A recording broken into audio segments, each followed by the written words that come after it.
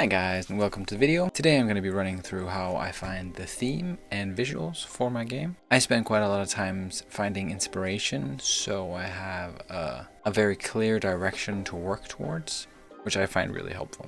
We're starting with a bit of concept art from way back in the day. The picture here on the left is super old. None of the art here, by the way, is any of mine. So I'll leave some links for some of it down below. This is Dwarf Fortress-inspired, which is one of my base inspirations. I've always really liked the mood. It's very moody, cold, harsh, and I'm not sure if my game should go this way. So please let me know what you think on that. So on to where I imagine the game going more. So as you can see here, bottom left and top right, here and here are Dota 2. Dota 2 has become the de facto inspiration art style wise and kind of camera angle, which I feel heavily inspired by, and that is very much what I envision if I can make it work. Only time will tell. So best case scenario, this is what I'm aiming for. Maybe something, this is a bit too much, but along those lines. I think both of these are quite busy and a bit too much in them, and the angle is a bit off, but this is the vibe. If you hate this vibe, my game is probably not going to be for you. Going back here, this is very far away from this. Both of these are very far away. And I think that's the conundrum. That's where I'm struggling. In my heart of hearts, I want this. I want the harshness. You can just see it's hard to survive here, and you feel small in this world. There are huge things. There's something in that inspires me. But onwards. So this world field goals. Also, it should be said, this has a bit too much post-processing, and it's a bit heavy-handed in my opinion. But that aside. Character art. Hear me out here. This is a busy screen. This is what I'm aiming for. And these are my first drafts. I like this guy a bit better than this guy, but the tooling here I like better than here, if that makes sense. And this is a lot of how I find things, or at least this picture illustrates really well how I find things. I find what I like this guy, and then I add a bit of tint to some. I like this, but what about a bit darker? A bit more character. And that's this. And then I feel around and try and find the border value. So this is too cartoony. This is not what I want. If you zoom out or look at your screen from really far away, this image and this image, they look identical almost. But looking at them closely, you can see they're quite different. And then if you move even further away into these, it becomes too realistic for me. It looks fine, great, but this is not what I'm looking for. So my primary technique is find the good, find the okay, and then find the edges of bad that you don't like. So on the one side of this, I don't like this, and on the other side of this, I don't like this. And then here we're into the nitty-picky of, is it here or is it there? Which is also really useful. That's my primary. I think of it as finding limit values in maths. You can make a fun exercise with yourself with most products that you buy. When you look at the price, you're willing to buy it at that price. Would you be willing to buy it at $10 more? If yes, then the limit value is higher. You keep going up, and then when you go over, usually you would go halfway in between.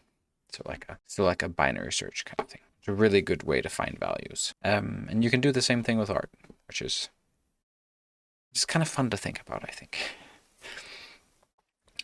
So yeah, going on to the next one is UI, and we're starting with the screen with all the UI that I don't like. So I don't know a lot of people that work creatively like this, where if they're designing something, they'll map out all the things they hate.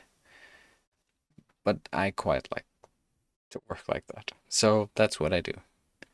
This is too mobile, pretty, not pretty, but like cookie cutter. The iconography is really meh. This is a bit too busy, wannabe hardcore RPG, but not quite. And I can't quite put my finger out why I don't like this one. I feel like it's quite on the edge of what I could like. And then this one, I'm also like, it's right on the edge. Like some of this looks really nice. I like the, what is it I like? I like the 3D edge work, like the metal feel of things, but it also looked a lot worse in full screen. So by making it smaller actually looks better. But and then but it's still a bit too over the top. I get like a whoa World of Warcraft feel, but made by someone without as much experience. But this brings me to my last big technique in finding style and kind of mapping this out is using sites like Pinterest. Obviously, everyone does that, but using it to train an algorithm to find things you specifically like and dislike. So you make a board, and the suggested that it comes with, you use that to kind of feed the machine, and you're basically training a neural network to show you what you like. But if you make a board only with specific like grass types and trees for 3D models and stuff like that, then you can have some really powerful systems working for you, scouring the internet. So you don't have to spend the time scouring the internet. And being a solo developer, that can really save you a lot of time. Creating really good mood boards. Then when you hire an artist, you can show them that mood board and they can work for you more effectively, which will save you money and time and some hardship too, because it can be really hard explaining what you have in your brain. So onwards to UI I quite like. I don't know why, but these buttons really stood out to me. Kind of like a Warcraft 3 feel. And I like some of the other things. It's a bit muted, a bit low here. I saw, this is the other thing I do for assets is, so if I'm not feeling 100%, I will go on an asset store and looking at assets and screenshot things I like. Just so, again, gathering the mood board. And with assets, sometimes you can buy quite well priced assets, even if you're only going to use 20% of them. So buy a few more assets and then use a smaller bit of them and then just more of them, which can work quite nice. And then also just like cutting and pasting inside of them. So taking what you like and not what you like. Using an inspiration, seeing how the artist did different effects can be really useful. And the last one is kind of just an inspiration of where I'm coming from. So a lot of my inspiration is from Warcraft 3. This is from Reforge, which I haven't actually played yet. I'd really like to.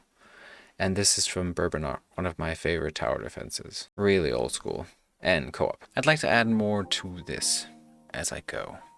Once upon a time, this was actually the primary visual style and the quality bar that I had kind of set. And since then, I've moved up a little bit. All these things are a work in progress, and I will add to them kind of along the way and as my feelings progress. If you have anything that you think belong in the I should hate or I should love categories, please send them my way. It is just always wonderful to get some inspiration. Thanks for hanging out with me today. I hope there's some things you liked and some things you hated. So please let me know if you have any things I should look at.